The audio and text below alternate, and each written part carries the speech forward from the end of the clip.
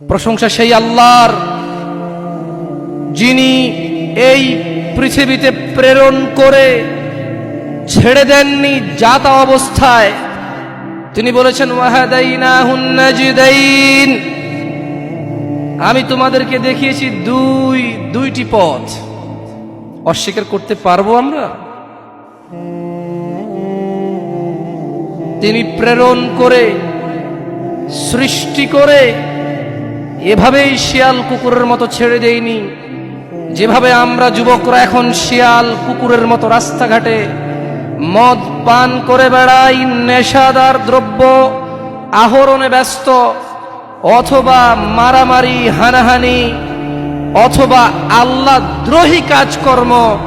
এমন কথা সমাজে তো অন্যায় না, সমাজে তো চলে, কিন্তু আল্লাহ দ্রোহিতা, আল্লাহর বিরোধিতা আল্লাহ জাল্লা ওয়া আলা নিষেধ করেছেন। অথচ সমাজে শরম লাগে না, সমাজে কারো অসুবিধা নেই, তাই আমরা করে যাচ্ছি। তিনি আমাদেরকে এভাবেই ছেড়ে দেননি। তিনি ওয়াহাদাইনাহুন নাজদাইন দেখিয়েছেন দুইটি পথ। তারপর বলেছেন ইন্না হাযিহি তাযকিরা, ও মুহাম্মদ সাল্লাল্লাহু আলাইহি ওয়াসাল্লাম, আপনার এই উম্মত যারা দাবি করে যে লা ইলাহা ইল্লাল্লাহ, আমি ছাড়া আল্লাহ নেই, সত্য ইলাহ নেই, ওয়া আন্নাকা মুহাম্মদ আবদুহু ওয়া রাসূলুহু, আর আপনি মুহাম্মদ আমার নবী এবং আমার বান্দা, যারা এটা স্বীকার করে তাদেরকে বলে দিন ইন্না হাযিহি তাযকিরা, নিশ্চয় এই কুরআন, এই সহিহ সুন্নাহ, আমার রাসূল যা বলে, হাযিহি তাযকিরা, এটাই আমি আল্লাহর পথ। ফামান শাআ আত্তাখাযা ইলা রাব্বিহি সাবিলা। ও মুহাম্মদ, এদের বলে দিন এই কোরআন ও সুন্নাহই হচ্ছে আমি আল্লাহর পথ।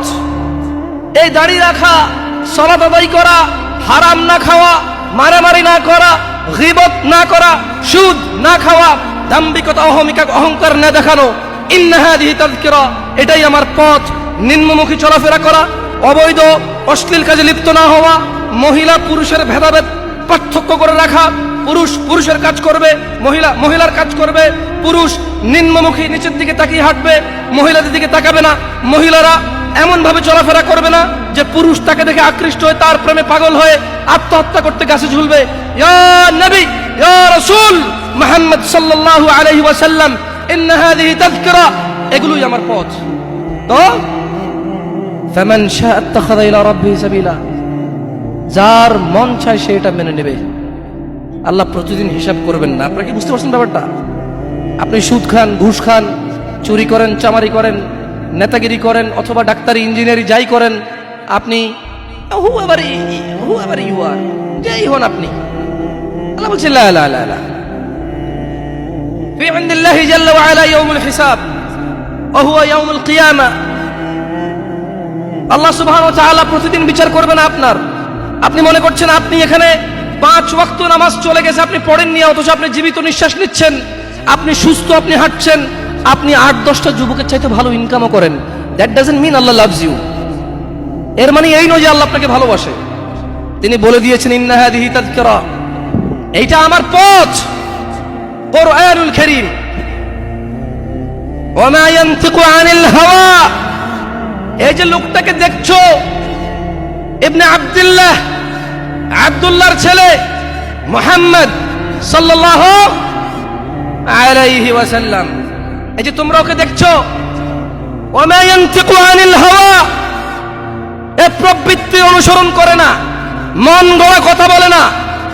ইন হুয়া ইল্লা ওয়াহয়ু ইউহা, যখন এর উপরে আমি আল্লাহ কোনো ওহী নাজিল করি তখনই সেই বিধান দিয়ে যায়, তখনই সে তোমাকে আদেশ করে অথবা নিষেধ করে। সে অনুমান করে কথা বলে না। আপনি মনে করছেন আপনি ভালো আছেন, ফেরাউন আপনার চাইতে অনেক ভালো ছিল। আপনি কি মনে করেন? ফেরাউন একমাত্র গুটি কয়েক, হাতে গোনা কয়েকজন মানুষের মধ্যে সে একজন। ফাকালা আনা রাব্বুকুমুল আলা, ফেরাউন বলল, এই আমার চাইতে বড় আল্লাহর কে আছে এখানে? আমি যা বলি তা। আপনার এখন এত ক্ষমতা হয়নি। জি, আপনি 5 ফুট 6 ইঞ্চি হতে পারেন, থাপ্পড় দিলে দুজন শুয়ে যাবে, লাঠি দিয়ে বাড়ি দিয়ে একজনের মাথা ফেটে ফেলতে পারবেন। এত টাকা উপার্জন করতেছেন, হোক সেটা হারাম অথবা হালাল, 10 জন 20 জন মানুষ কিনতে পারবেন আপনার চামচামি করার জন্য। লাকিন আপনি এখনো ফেরাউনের মতো হতে পারেননি। আপনি বোঝেন একটা লোকের কতটুকু আধিপত্য থাকলে সে এলান করে ফাকাল, অতঃপর ফেরাউন বলল আনা রাব্বুকুমুল আ'লা, ওহে মিশরের বাসী, আমার চাইতে বড় আল্লাহর কেউ নাই, আমি সবার রব, আর আমার চাইতে বড় রবই নাই, থাকলে দেখা।